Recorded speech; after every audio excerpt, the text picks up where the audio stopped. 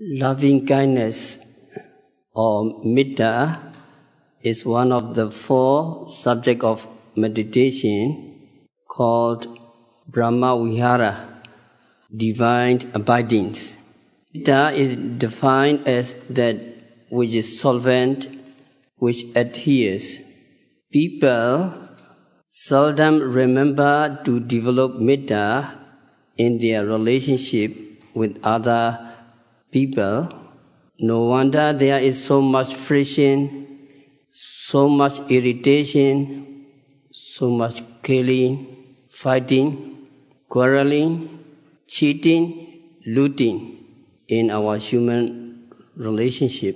If only we shower just a small amount of Mettā in our relationships, a lot of unnecessary anger, hate, grudge, resentment, jealousy, and other undesirable results can be avoided. Buddha declared 11 benefits by developing Mettā. The 4th benefit is Manusana Piyahoti. You will be dear to human beings. And the 5th is Amanusana Piyahoti. You are dear to non-human beings. And 6th is Devata Rakhanti. Deva love you and they will protect you. You are protected by deities. So Devas of the tree will not make a display of horrible sensational sense. They will not strike terror into the hearts of the people who develop Mettā. How it happened.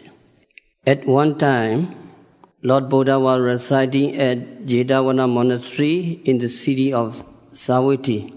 At that time, 500 monks took instruction from the Buddha on the method of practicing Kammatthana meditation.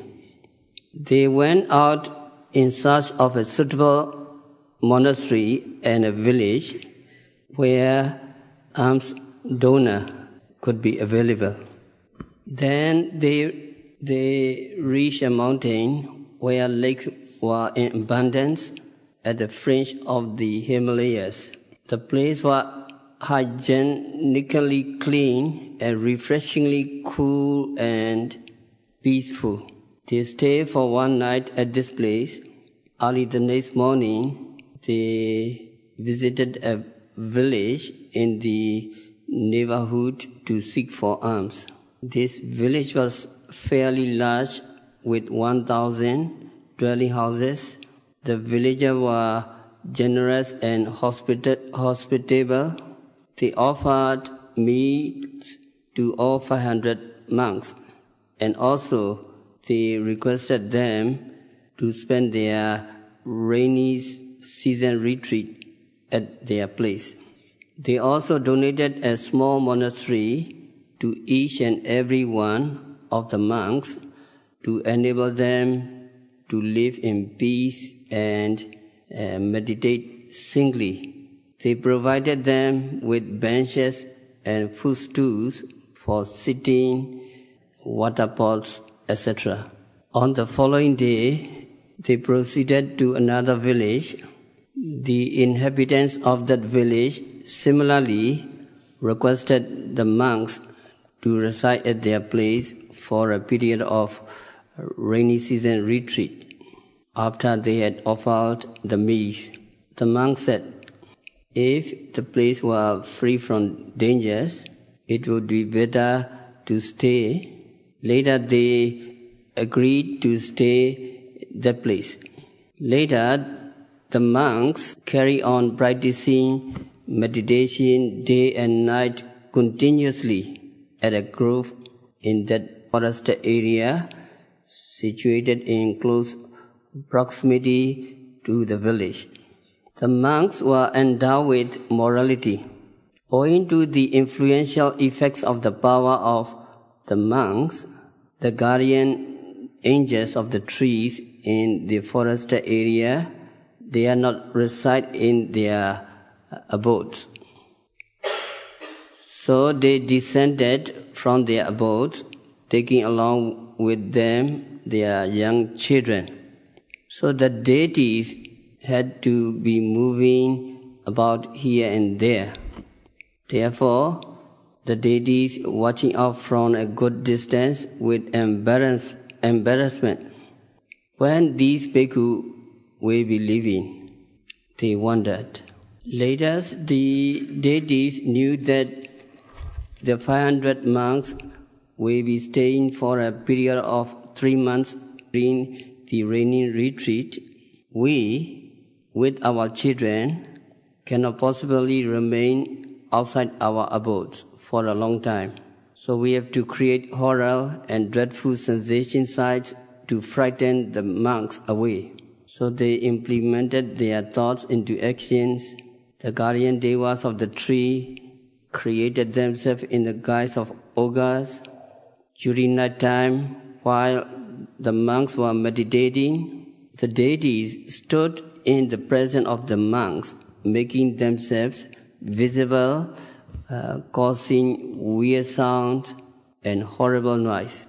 During their practice of meditation, the monks heard these uncanny sounds, they saw horrible sights, and the practitioners were all stricken with fear. Their hearts dropped, and their complexion turned pale. The minds of the practitioner became restless with worry and fright. So they became miserable. At that moment, foul smells were emitted by the deities. So the practitioner had suffered from headache severely. But the practitioner are patient. Despite this pain and suffering, they remained silent with great patience. They did not let one another know about what they had really happened. One day they met each other, and the eldest Mahathera, senior monk, asked to other monks, "My dear practitioner, what happened to you? Your complexion turned pale, and you all are restless with worry and fright." And other monks explained their experience they had gone through. Then the eldest of the monks, Mahathera, said, "If that is the case, this place may be considered as unsuitable for us to stay and continue practicing meditation. So let us proceed to the Lord Buddha and respectfully tell him of the state of the affairs, and we move to some other suitable place for the rest of the period of rainy season." So they all came over to the Buddha because they took instruction to direct them to a suitable and proper place to practice meditation. When they reached to the Enlightened One, they reported their own respective personal experience they had gone through. Buddha reflected their experience, which place would be most appropriate for these practitioners. And Buddha found that there is no place within the whole region suitable for the purpose of meditation other than the place where they had resided. So Buddha ordered them, "Bhikkhus, return to the forest retreat from where you had come. You should learn this Mettā Sutta Parita if you all wish to escape from the dangers caused by the deities. This Mettā Sutta would serve as a deterrent to the dangers caused by those deities, and also it would help towards better realization of the Dharma in the practice of meditation." Buddha said, "Beat the wooden drum, assemble all the monks, practitioners, and recite this Mettā Sutta, or practice Mettā meditation during 1 month for a period of 8 days. That means waxing and waning days of the 5th, 8th, 40th, and 50th, altogether 8 days in a month, or you develop loving kindness. Recite Mettā Sutta, go on preaching loving kindness, make discussing the Dharma. You all rejoice in this meditation. Relying upon the Dharma, develop Mettā, and you all perform several times Mettā radiation. These deities will not cause you dreadful sights and sensations. They will not make a display, or they will not strike terror into your hearts. This advice was given by the Enlightened One to the practitioner monks. After taking instruction from the Lord Buddha, these practitioner monks returned to their former place in the forest where their monastery stood. They stayed on in that place, practicing meditation and reciting Mettā Sutta according to the preaching of the Lord Buddha. Now these devas, having felt that these monks are sympathetic and they are really bent upon bestowing us a lot of advantage by developing loving kindness. So all deities were pleased and happy. They even assisted the practitioner in every way possible to fulfill their needs. Under these favorable circumstances, all practitioner monks, after developing loving kindness and indulging in the practice of vipassana, based upon Mettā jhana, they all attained arahantship, reaching the stage of arahata phala during that period of rainy season retreat. By the power of Mettā, by the powerful influence of the noble attributes of this Mettā Parita, the guardian devas of the trees refrain themselves from showing horrible sights and sensational objects to frighten the practitioner.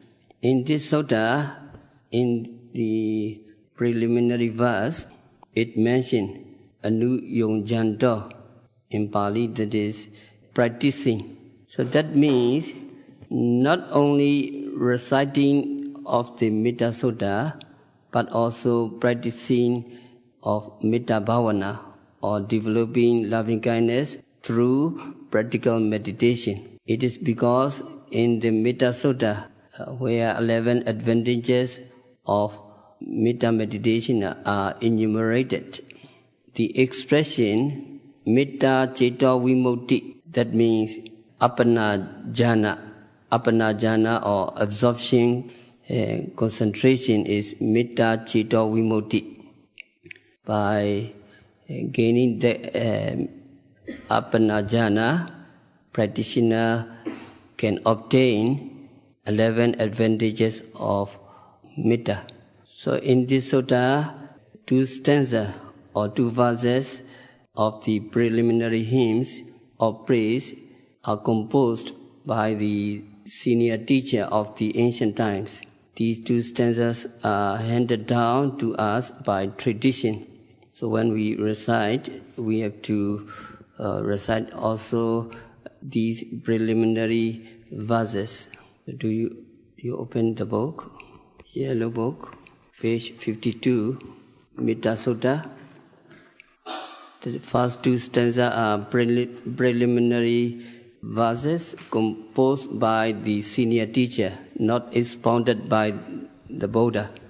Page 52, Mettā Sutta. Can you follow me? Yassa nubhavato yakha Yassa nubhavato yakha Neva dasinti bisanam Neva dasanti bisanam Yami jewa nuyongjanto Yami jewa nuyungyanto Ratindiwa matandito Ratindiwa matandito Sukham supati sotoja Sukham supati sutoja Papang kenji napasati Papan kinchina pasati. Ewa madi gunu petam. Ewa madi gunu petang. Paritan tampanamahe. Paritam tambanamahe. Translation follow my reading. By the power of this sutta, by the power of this sutta, the yakas do not show fearful vision. The yaka do not show fearful vision. A person making effort in Mettā day and night, a person making effort in Mettā day and night, will sleep soundly. Will sleep soundly. And when he is asleep, he does not have bad dreams. He does not have bad dreams. O good people, let us recite this protective sutta, let us recite this protective sutta, which is endowed with these qualities and others as well. Which is endowed with these qualities and others as well. So there are 11 benefits, 11 advantages you may obtain if you practice loving kindness meditation. And then next stanzas responded by Lord Buddha. We will continue tomorrow. We have to stop our discourse for today by practicing loving kindness meditation, by observing every phenomena occurring at the six senses, by practicing sitting, standing, walking, stretching, bending, lying down, continuously and meticulously. May all practitioners realize the real peace in the very near future. Sadhu, sadhu, sadhu.